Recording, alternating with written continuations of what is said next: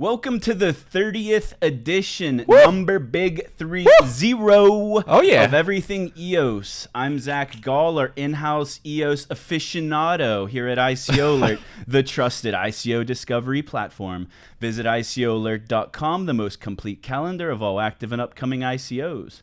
And I'm here today with the founder and CEO of Cypherglass, Rob Finch. Thank you all so much for joining us for this big 3-0 episode of Everything EOS, episode 30. If you've been with us since the beginning, thank you so much. If you just joined this episode, thank you as well. Join the party. I think we're the longest running EOS podcast. EOS Go stopped. Yeah, that's a good point. They were the only ones that were doing this before us. Wow. We're the longest running. You heard it here first. Welcome back to Everything EOS, the longest running EOS podcast. There it is. So we sincerely appreciate all the feedbacks, all the comments that we're getting on YouTube, on SoundCloud, wherever you're leaving that feedback. Please continue to do so. It gets us super excited to, get out of bed every Thursday, come into the office and record. So please keep leaving that feedback and let us know if you like the show by liking, subscribing, or following the podcast on YouTube, iTunes, SoundCloud, or wherever you may be listening. As a reminder, as every week, for the people still just listening, we are putting video formats on YouTube. We do some graphic overlays. You can see our beautiful faces. Oh, yeah. Just search for Everything EOS on YouTube. We will most likely be the very first results. And as a reminder, engage the videos with likes, subscribes, and comments. It helps other people find the comment, get suggested to them.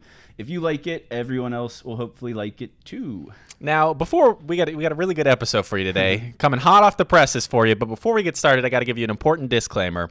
My friend Zack Gall here and I both do hold EOS tokens, and we're going to be expressing our opinion about EOS and the open source EOSIO software throughout this podcast. But please don't take any of the opinions that we're expressing as legal, financial, tax, professional, or any other kind of advice. We're just two people talking about open source software that we love.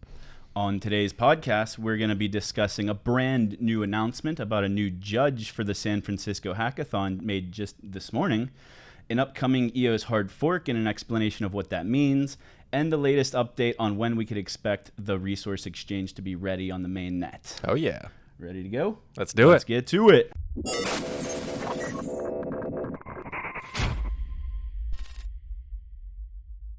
So coming up, we're going to give you the same reminder we've been giving you that we have some pretty exciting EOS-themed events coming up. So first and foremost, we have the next installment of the global EOS Hackathon hitting San Francisco next month, November 10th and 11th. So we're about 2 weeks away now. And should be pretty exciting to see what happens there. So as a reminder, it's going to be at a place called The Village. Yep. It's got a maximum capacity of 1,100 people. So if you are even thinking about going, there's still tickets on sale. Oh, yeah. EOS New York, I actually just saw on Twitter, they have a promo code. If you want to go to the EOS Hackathon for free, even though it's only a $10 ticket, use the coupon code EOSNY. There it is. And your hackathon ticket will be free. That's awesome. And as another reminder about the hackathon, I heard there's a new judge, huh? Yeah, there is a new judge. Breaking news, everybody. You want to go for the news? Yeah, in addition to both Zack Gall and I being there, Gall will be there, I think, participating in the hackathon, and I'll be there as one of the entrepreneurial mentors. But we will be joined by a third, the man himself, Dan Larimer. He was at the London Hackathon, was a judge there, was awesome to go down and meet the community. I think he probably met everybody at the London Hackathon. And it looks like now he's going to do the same thing in San Francisco. So super excited, Dan, if you're watching this. We can't wait to see you and meet you in San Francisco. I think it's going to be a fun time. I can't wait. Did we mention the Scaling Blockchain Conference? No, so just a day after the hackathon. So hackathon is on 10th and 11th. If you stay an extra day in San Francisco, there's a Scaling Blockchain Conference where tons of people from the EOS community, myself included, will be speaking, kind of sharing our thoughts on the current state of the market, the ecosystem, where EOS might be in the future, and that should be a pretty good time as well. And I'll have I'm working with a dAppcast. I'm working as part of ICO Alert. I'll have a podcasting setup on site at the conference. We'll have a 4-mic setup, so I'm still looking to book some topics and guests. Nice. So you can email me at zack.gall@icoalert.com if you have any ideas or want to participate in that. We'll also probably get a web form up pretty soon, since it's getting kind of close. But for right now, you can just email me and or hit me up on Telegram if you think you've got something interesting to say. I probably stay in touch. I probably am already in touch with a lot of you guys.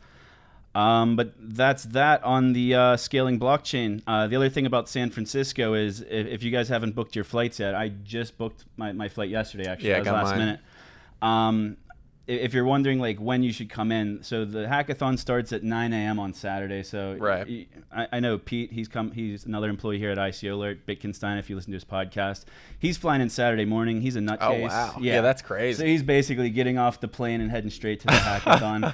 I'm getting in Friday night. Okay. You're also? No, I get in Thursday evening, I think. I have a sort of like a training session, a meet and greet for all the mentors on Friday, so I have to be there a day early. So just so everyone knows, there is stuff going on every night from at least Thursday on all the way till Tuesday. So if you're going to be there any extra nights, start hitting people up in the mainnet channels. There's so much going on. Like if you just want to meet up for drinks or just hang out with like-minded people, don't spend Thursday or Friday night alone in your hotel room, because there's going to be plenty to do. Just hit me up on Twitter if you want to find all the cool stuff where all the cool kids are hanging out. Definitely. Yeah, I'll be doing that. I'm excited.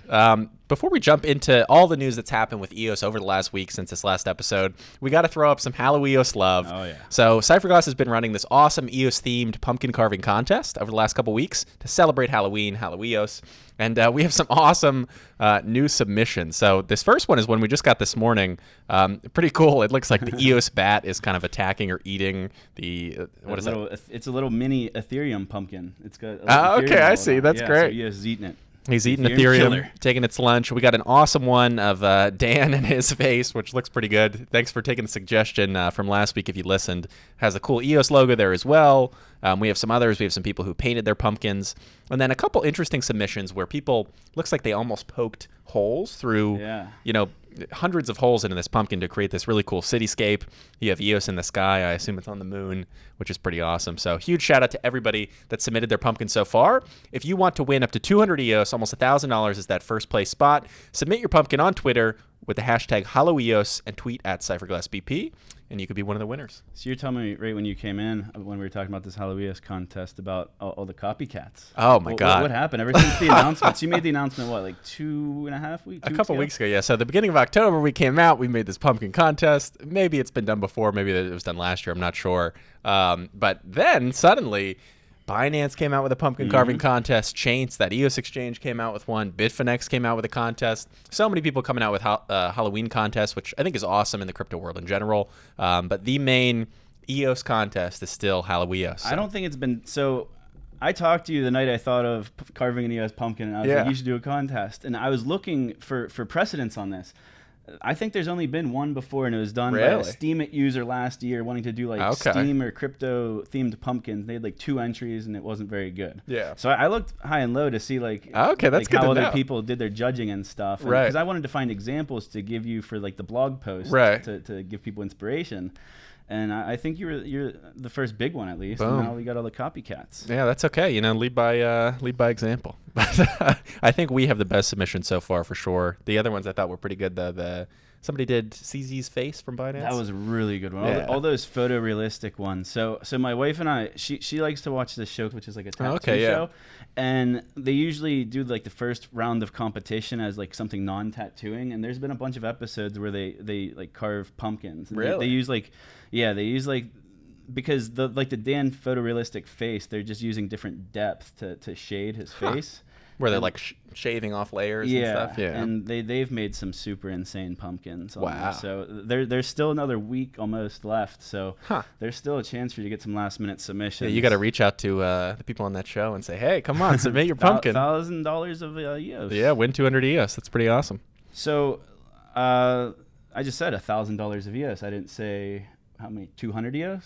Right, 200 EOS. That gets into the next point. All these stable coins. What's up? Oh, my goodness. So I like the idea of stable coins, right. But it's getting out of control. Like 2017 was like the year of ICOs, and 2018 is the year of stable coins. Yeah, it seems like it. It seems everybody who, saw the crazy bear market that we've been in over the past year or so was like, wait, we need to be stable. We need to be more stable. Get all the stable coins. Bitcoin's the freaking stable coin, man. Yeah. There's been like 1% of volatility like the past week. Absolutely. This is the tightest range we've been in. So let's explain, if somebody's out there, they don't know what a stablecoin is, their first time, what is a stablecoin?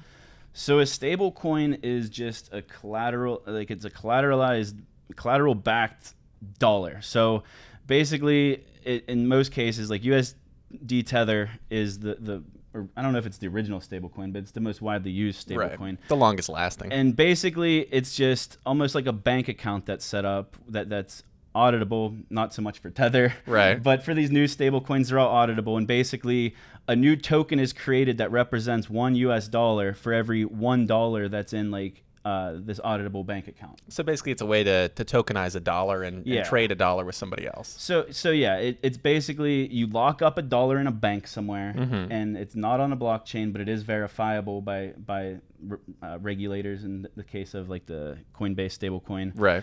But for every one stablecoin in existence, like a USDC, which is the new Coinbase stablecoin that they came out with Circle about 2 days ago. Yeah. Every $1 of the stablecoin, there is $1 backing it in a bank, and that's auditable. Regulators can see it, and that's the gist behind it. But what is, in your opinion, the reason that these stablecoins are such a big deal? Because a lot of people are kind of brushing it off, like, why do we need so many stablecoins? Yeah, I think right now it's most people, when they see things like Tether, it's like, oh, this is what people sell into. You know, they'll sell all their Bitcoin for Tether and just sort of hold it there when they think the market's going to dump, and then they'll use that Tether to buy it back. And that's really the only use case we've seen of something like a USD-backed stablecoin before. But now with all these new ones releasing, it sort of begs the question, why? You know, why do we need so many? But I think, you know, and I obviously am somebody who's a proponent of crypto. I think this may not last in the long term if something like the US dollar does hyperinflate or collapse, but that's a whole nother topic for another time. But I think stablecoins can have some real utility in the near future with dApps. So, you know, all these different dApps that are launching on EOS right now, when the EOS price is relatively stable at, you know, $5 to $6 over the last, you know, couple weeks or so, it's okay, and people can, you know, play games with that or buy digital items with that.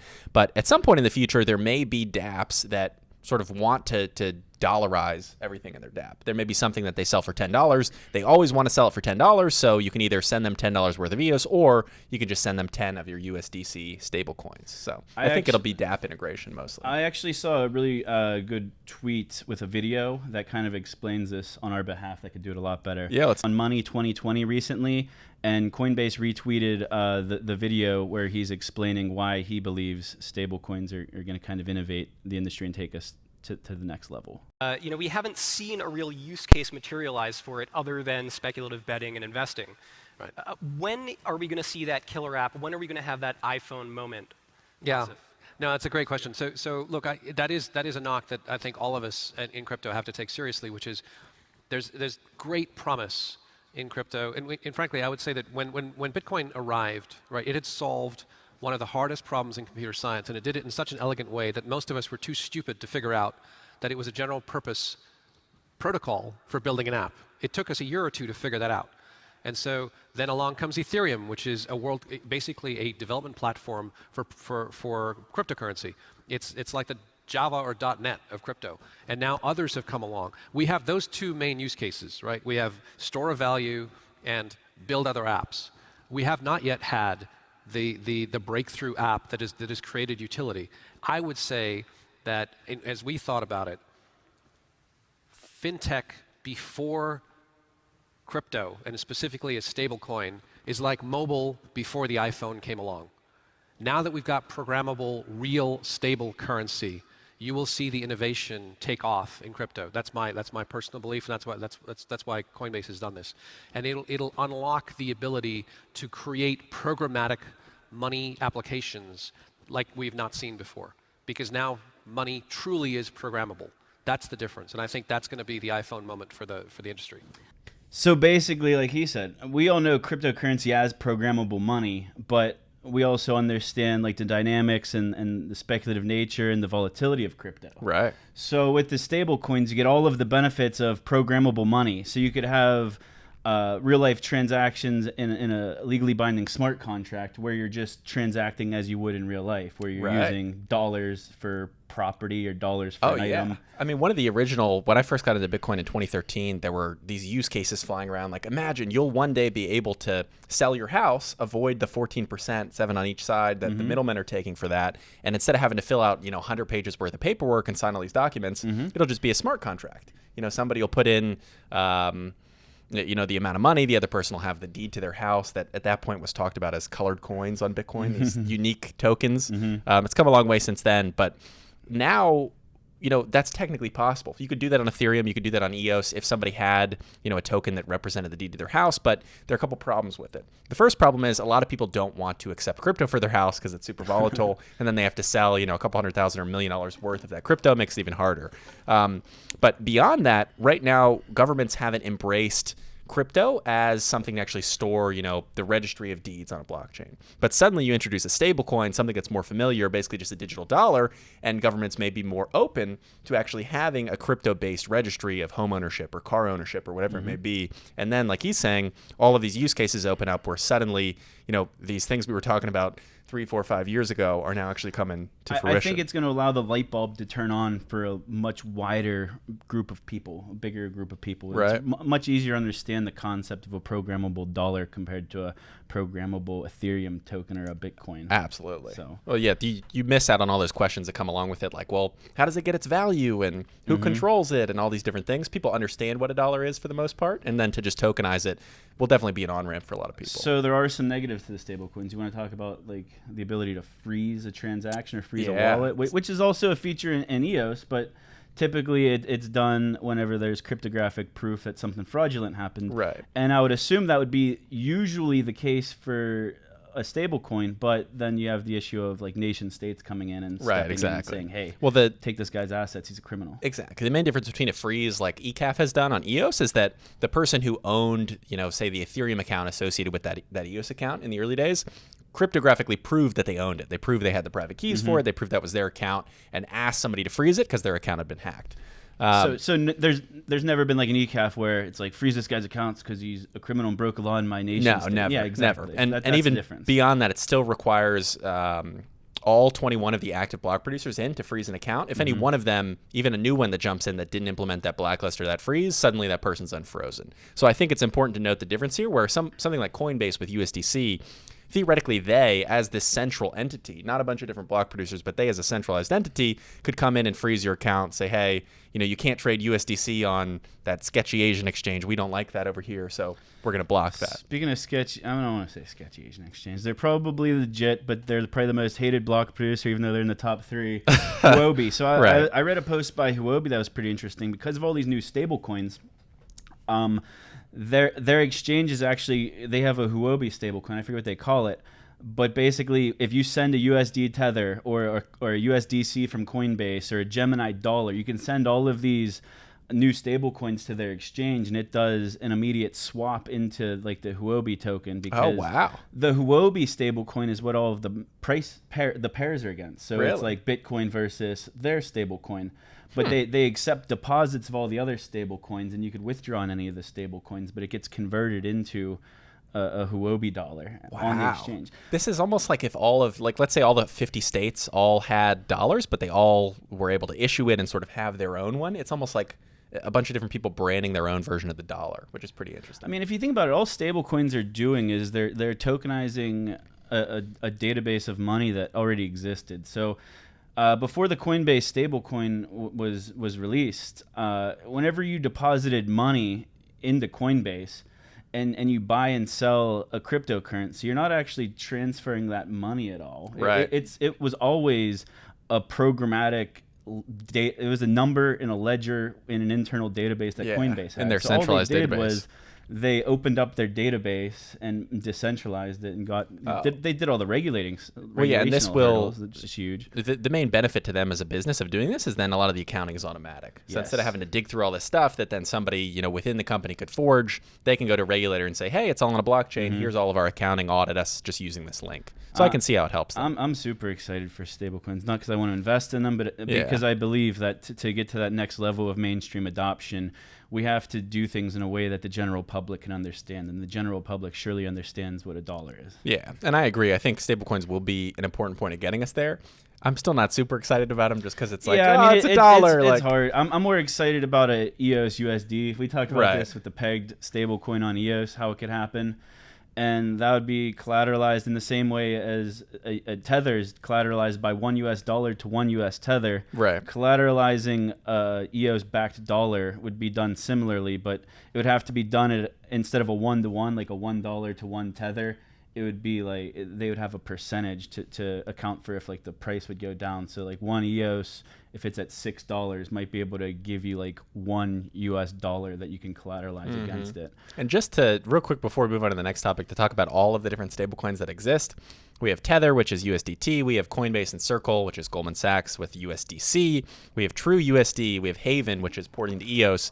We have, which may be an EOS USD. We have things like BitUSD on BitShares, and there are probably a dozen more or so that are so obscure on different platforms that I don't even know that they exist. But just to paint the picture of how many stablecoins there are right now that are all, you know, one-to-one with $1. It'll be interesting to see how that plays out. Will one be the prominent one like Tether, or will it just be a mix of all? So the thing, we're going to talk about a new product that came out from shEOS later. Yeah. That we haven't talked about, even though it came out 2 weeks ago, where it basically is going to allow Ethereum tokens to transfer to an EOS token. Yep. We'll get into more detail in a bit, but most of these Tether included, most of these stable coins are Ethereum tokens. Yeah. So does that mean you'd be able to transfer that stable coin to EOS like now, because the shEOS tool is ready, right? Theoretically, I mean, you would need somebody on the EOS end to create to sort of manage it in the same way as somebody's managing that centralized stablecoin on the Ethereum end. I think what's most interesting, and I tweeted Coinbase when they made this announcement and was like, you know, this is great and all, but people are going to be really bummed when they're trying to send $20 of USDC to their friend when they realize they have to pay $1 transaction fee and wait 5 minutes because it's on Ethereum. Like you're basically released a product. If you're just talking about exchanging value with other people purely, that use case on Coinbase with USDC is worse than a use case like Venmo, where I can send money for free and I can do it instantly. Obviously, there are other use cases coming, but I think once something like this is on EOS, it will then be comparable to the centralized platforms in terms of ease of use and user experience. So we got to tie all this stablecoin talk back into EOS somehow, because this is everything EOS after all. Right. And I just want to bring up a point, because I've brought up the collateralized EOS USD and how it could potentially happen and things Dan has said. And you basically short EOS in a way to create EOS USD and use the EOS as collateral. The way Dan explained it was, how do you make money off that would be the collateralized USD created from this like loan type thing would have a transaction fee on the stable coin. So it could be minimal. So you said you're not going to want to be charged $1 for a $20 transfer. Right. But what if it was like a penny? And Absolutely. every time you transacted dollars, no matter how big or small the transaction, the fee was always a penny. The thing is, I think the fee needs to be $0, 0 pennies, because if you look at a centralized platform like Venmo or PayPal or any of these things, even my bank has like a bank-to-bank thing that I can send instantly. I can send that money effectively instantly. I know it takes longer to settle on the back end, but I can send it what is effectively instantly for $0 fee. The only way a decentralized platform like an EOS stablecoin or something is going to compete with that is if it's the same, if not better, user experience, and part of that is having the same fee structure, which is zero fees. You gotta think bigger, Rob, bigger. So if you're gonna use US dollars as your store of value, you want to potentially have a way to earn money off of that savings. So from what I understand, the way Dan was explaining it with this fee, and he didn't give a number, I'm just going to say a penny. So imagine if every transaction was a penny. It's small enough that most people aren't going to care. But imagine if that penny, every time that all of those pennies get lumped into a big pile in a smart contract, and all those fees get redistributed to whoever actually owns those EOS USD stable coins. So it's a way of earning interest on your stable coin that you have saved. I think it's a cool idea, but I think there may be a way to still earn interest on the stable coin while still having zero fees. I'm open to anything. Any way to make money off these stable coins. I don't know how to make money off a stable coin, but the example I gave is the only thing I've ever heard of. I don't know if that's actually going to happen, but it is one potential way that you can create an interest like programmatically on a stable coin. Yeah, the only way I could think you're making money on a stable coin now is speculating when Tether comes off its peg and goes back up, or if you're one of the market makers that are keeping these things at $1. So this all ties into mainstream adoption. Yeah. So you had an interesting conversation on Twitter recently. Yeah. About how, and it kind of ties into last week where we gave the Peter Thiel example and showed the video of how he used email to advance mainstream adoption of PayPal. Yeah. So why don't you introduce this topic? Yeah. So somebody that I follow on Twitter, his name is AUS Crypto Tim, AUS is in Australia, Crypto Tim, put out an interesting tweet thread recently, and he said an EOS account interface should look like an email inbox. And I tweeted him and I was like, oh, this is interesting. Why email? And he responded, because transactions are just information like email. It would aid in mass adoption as every person is familiar with email. Just imagine you click to create a transaction, just like sending an email, you type an address and you click send. You could sort the types of transactions too. EOS transactions in one folder, other coins in another. And you have a spam folder or promo folder for all the advertisements we get, which happens a lot on EOS right now. People figured out how to send messages to every single EOS account for free. So they're doing that. That goes in your spam. And then he's saying the text function could be furthered. So you could message someone with 2 EOS, say thanks for buying dinner. But to his point, when you start thinking about this, the possibilities, start to grow, start to be kind of limitless. But it's an interesting concept, and it piqued my interest because of that Peter Thiel comparison where, PayPal had this problem of, nobody has a PayPal account. So what they did was they just essentially linked it to email and said, if you have an email account, if your friend has one, you can send them money directly to their email. They'll get an email, they log in and claim it. And this could be sort of similar, but from a user experience perspective and user interface perspective rather than actually tying it to somebody's email. So you could imagine you're new to EOS, you download a mobile wallet for the first time, looks kind of like an email account. You have very simple things, send, receive, spam. I love the idea of different folders and especially the spam folder. I think that's great. But a pretty cool concept and something that I think we'll see more of.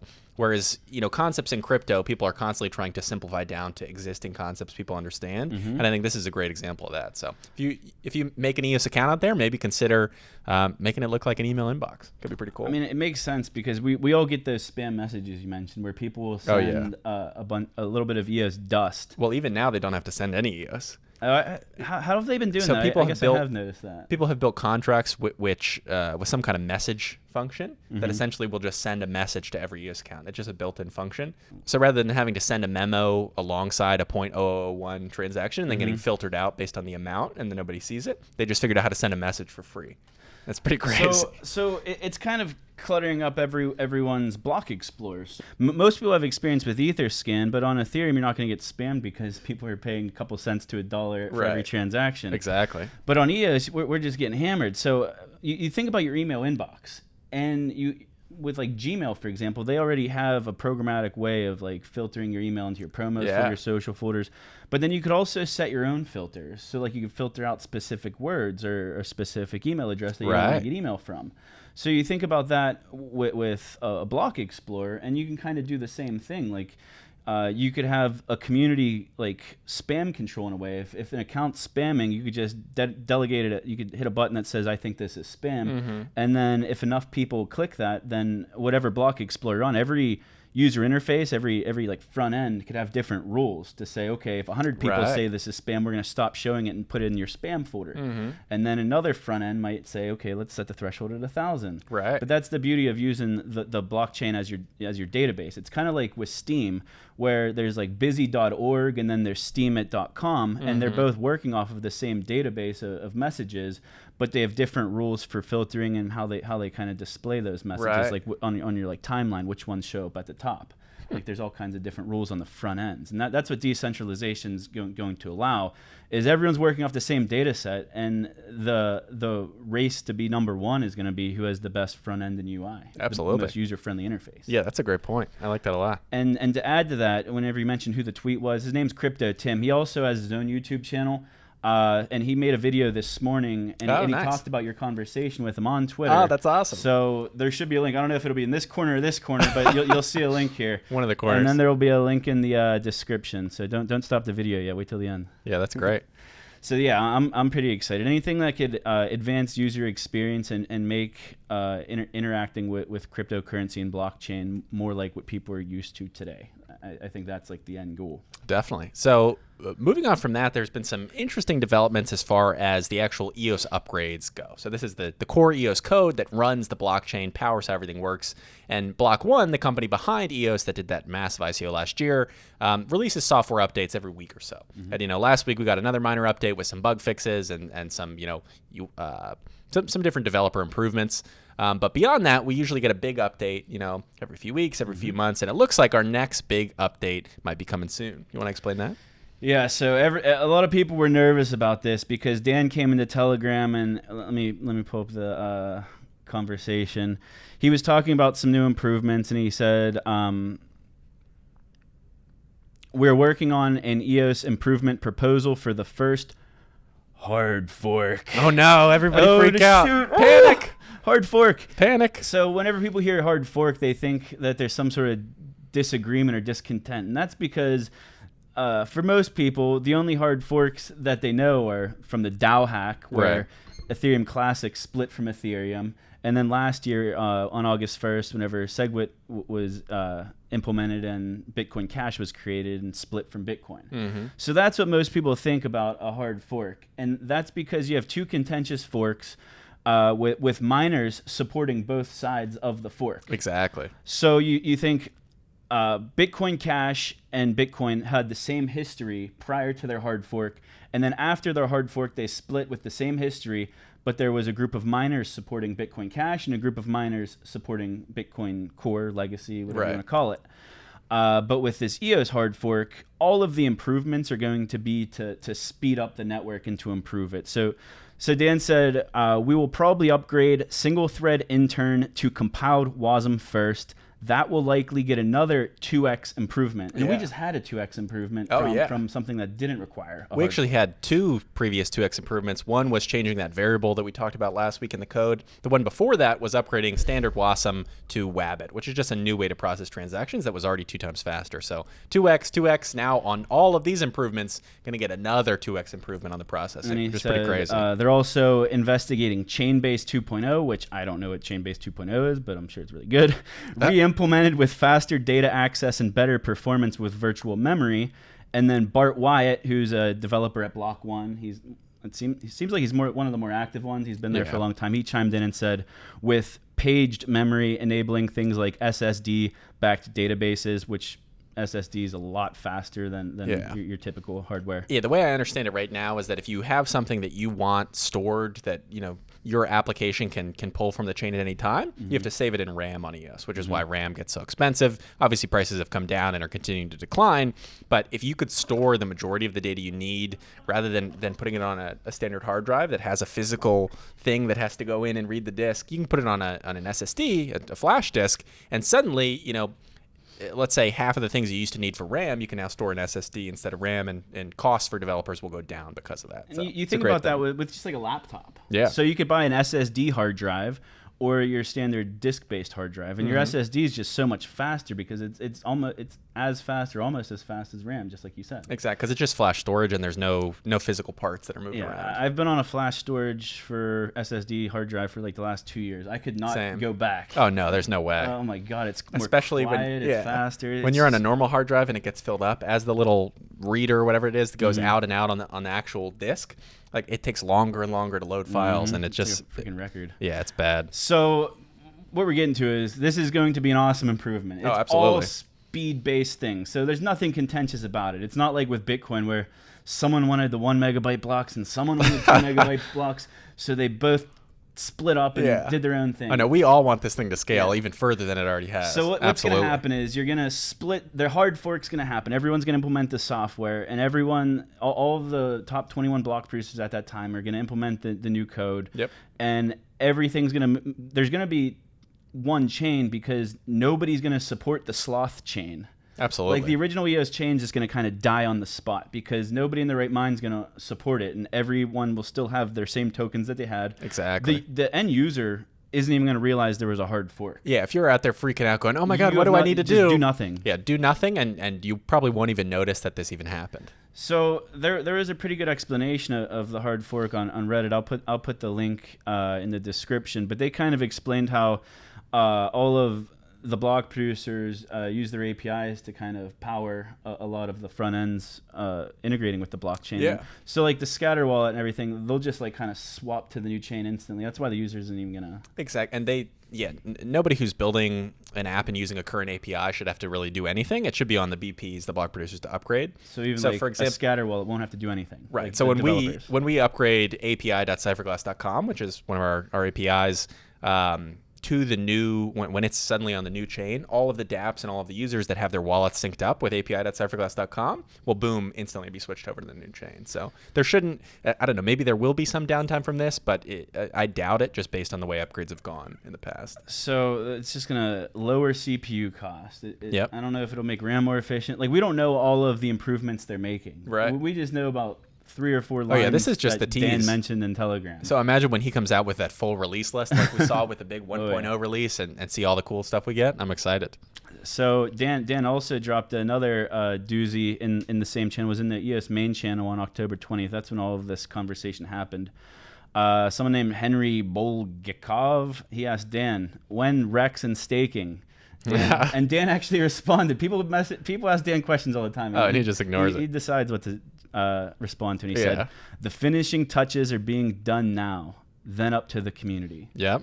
So I thought that was interesting because after that, EOS New York put out an interesting blog post about some of the controversy around implementing the Rex if it's ready. Mm-hmm. So for those who aren't familiar with the Rex it's a proposal that Dan Larimer, the CTO of Block.One, made a few months ago for a resource exchange. So what this would allow you to do is it would kind of work like Chintai, if you're familiar with that, where if you have EOS tokens, you have rights to all of the bandwidth on the EOS network based on how many tokens you hold.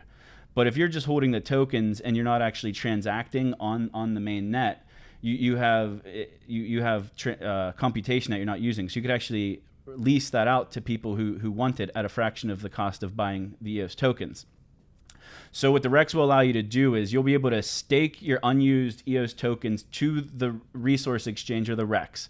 And then that's going to put your computation in a big pool that will allow dApp developers and applications running on EOS to kind of pay for a rental of the EOS in the Rex. Right. So a fraction of a penny per transaction. And then all of those fees are going to go into a Rex fund. And then in addition to that, the network is also already collecting fees. Mm-hmm. So we have the RAM trading fees. So if you're buying or selling RAM on the RAM market, there's a 0.5% trading fee for the buyer and a 0.5% for the seller. Yeah, and that's just to limit speculators and keep the price down. I know there's an account I could look at to see the total of that. Let's just if you go to EOSIO.RAM fee on any block explorer, you have to type in the dot. So the RAM account currently has almost 2 million EOS in it. So these are just fees accumulated by the network, and they're sitting in an account that no one has access to. So $10.5 million. And this was all accumulated over the course of since early June when the mainnet launched. Right. And then the other fees that are being accumulated are from the EOS name auctions. And since you just did a video on the EOS name auction, similar to the EOS name auction. Similar, yeah. Why don't you explain what the EOS name auction is? So right now, if you have an account on EOS, you're required to have it be exactly 12 characters. So there's a lot of cool names you can make with that. Most people are fine with that. But if you want something more custom that's less than 12 characters, you actually have to buy that in this auction style. So one name is auctioned off every day. I think the top bid is for Z. So somebody wants the account name Z.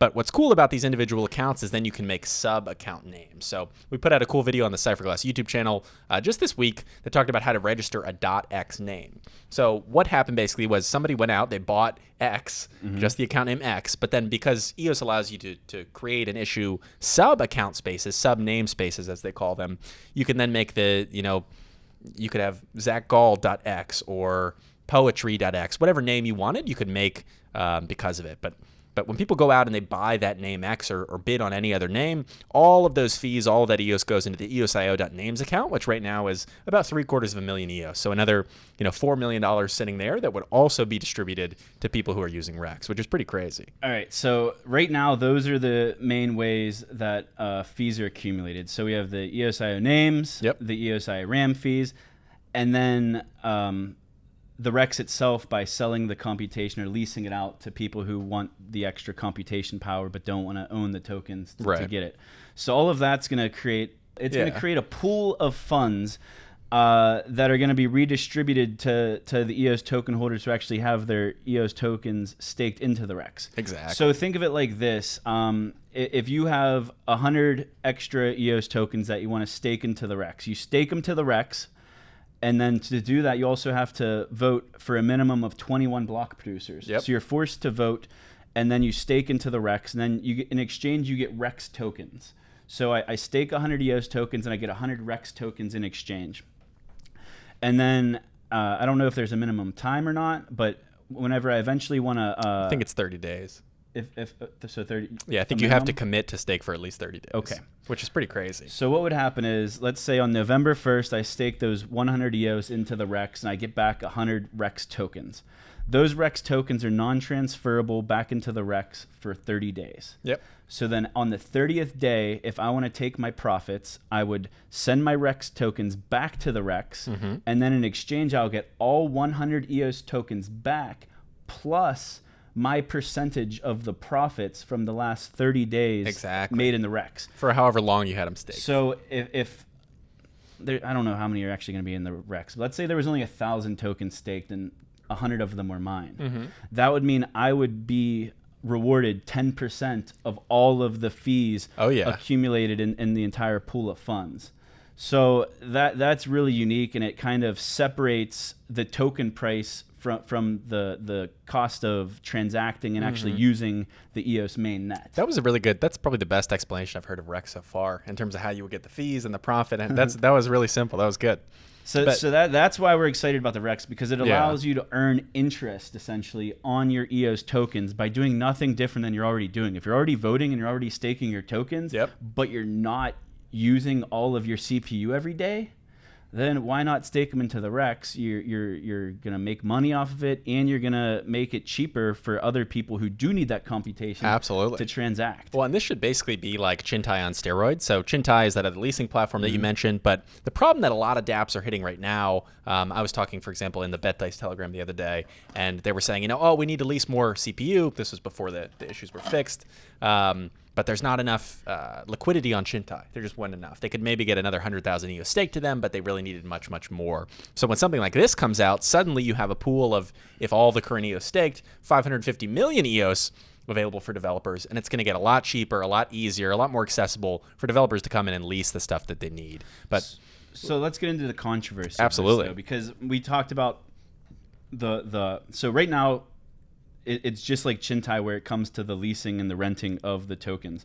But the things that make this like really, really valuable is putting in those RAM trading fees and then the name auction fees. And then if there's a BitShares 3.0 on EOS eventually, and it won't be called that, but like system contract level, you could add Bancor style exchange, those trading fees might potentially go into the REX. Yeah, and an important differentiation between REX and Chintai is that with Chintai, you're sending your tokens away to a smart contract, and when you do that, you lose all of your voting power, you lose your rights for it, and then they're basically voting those tokens for you, which is kind of it's sort of a misalignment of incentives. But with REX, in addition to getting paid out those fees for having your token staked, even if somebody's not leasing them, you're still getting those network fees. You also maintain control of the voting power of your tokens, which I think is huge and something very necessary, especially for people that have a significant amount of EOS. So EOS New York put out an interesting blog post about this, though, because it's setting a precedent. So everyone wants the REX, and I have not met a single person who is like, I hate the REX. I do not want to make money off my EOS tokens. I don't want to give away my computation. Right. I don't want to make it easier for devs to build. There's not a single person who's against it. Yep. So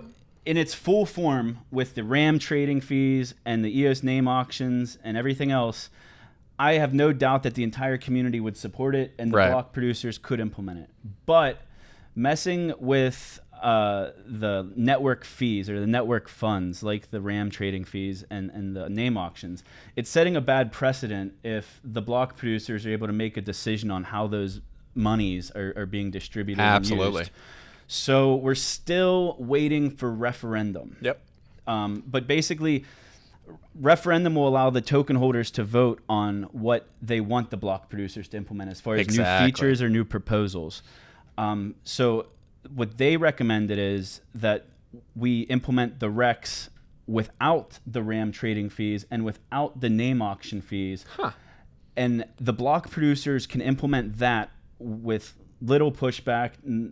I don't think anyone would really see an issue with it. Right. But then they proposed that we wait until referendum to implement the movement of network funds, the name trading fees, or the name auction fees, and then the RAM trading fees. It makes an incredible amount of sense. And the thing that makes this really easy is that Dan Larimer qualified that with the REX, turning on and off those extra fees is just literally changing a variable like a switch.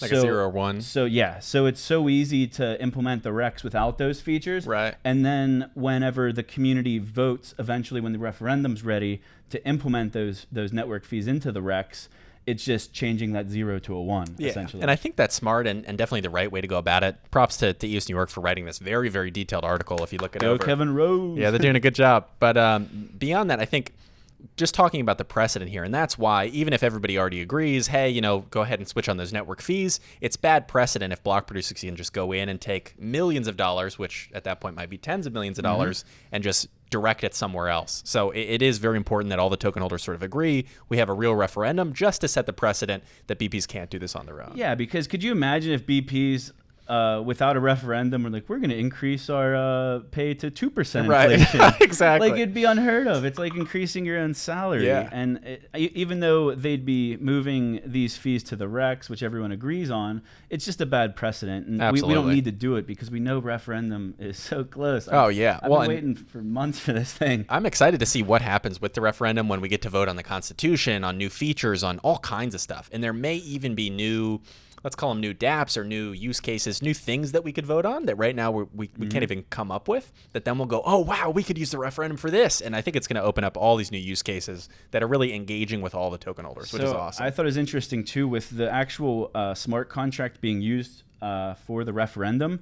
It could actually, it's very malleable and reusable for other things. So if you wanted to have a vote on the EOS mainnet within just the people in your office to vote on what type of pizza you want to order for lunch, you could set up any type of voting within any group of people using the same smart contract. Oh, that's awesome. So it's not just network-wide votes. I mean, that's what it's mostly going to be used for. Right. But other people can take this source code in this library and make it do other things that are kind of interesting. Oh, I can imagine people, let's say, Everpedia, who has all these different token holders, hundreds of thousands of people, they can go and do a referendum amongst their token holders for new features or new additions or whatever the case may be. So that should open up a lot of possibilities. Man, I think we went really long on those stablecoins. We really did. We gotta talk about this one though, because one, we already teased it at the beginning. Yep. And two, we kind of missed over it 2 weeks ago whenever it was released. So ever since the EOS was even announced, there were all these plans. How can we make it easy to port Ethereum tokens over to EOS? I'll just allow people to migrate. The platform's better. It's easier to use. It's cheaper for developers. How do we get them over here?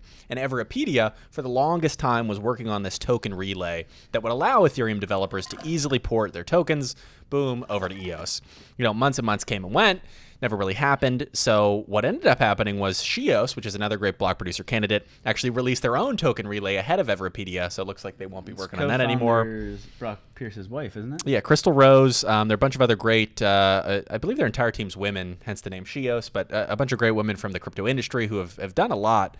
Codex Protocol's in there, a lot of different people. But anyway, they've come out with what they're calling the EOS 21 protocol, and they're going to have this sort of token portal where anybody, if you have an Ethereum token, if you as a developer want to bring that over to EOS, you can easily set up a portal through which people send their Ethereum tokens, and boom, on the other end, they get their EOS token. So pretty cool to see. I think it's cool they call it teleportation. Yeah. To teleport your tokens from Ethereum to EOS. Yeah. And there's actually a meme from the Blocksmith EOS meme contest. I'll throw up the meme. It was a Rick and Morty themed nice. teleportation meme. Boo! And then speaking of memes, every time I make a meme, I got to share it on the show because I like to share the love. This is this week's entry for the EOS meme contest. Nice. My Lion King themed EOS King. Oh, beautiful. And it actually got me a Brock Pierce follow back on Twitter. Yeah, I saw he retweeted and followed you. Congratulations. Yeah, thank you. I mean, to his defense, I would have followed you and retweeted that too because it looked like his face was sort of meant for that, like the same style and everything. Dude, I'm so cool. Nervous to meet Dan in San Francisco because he's going to be like, you're the guy that keeps making memes about me. Oh, you're that meme guy, aren't you? I'm like, I love you, Dan. Come on. We love your technology. I feel like in this day and age, having people make memes about you give you some more. That's how you know you made it, man. Oh, you get more mimetic energy. You move up. Everything's good. So they don't mind. All right, so let's get through. I guess we could talk about shEOS and EOS 21 a little bit more, but there's already been a lot of good videos about it on a lot of good readings. The main awesome thing that's going to happen from this, the one big takeaway, is now it's much, much easier for Ethereum developers to port over to EOS, and we're going to see a lot of people using this in the near future and probably the long term as well. I think the studio's even kicking us out. The light already turned off. You're over in the dark over here. It looks like on the little camera in the shadows. That's all right. So let's give some fun reminders. Remind people about those damn pumpkins.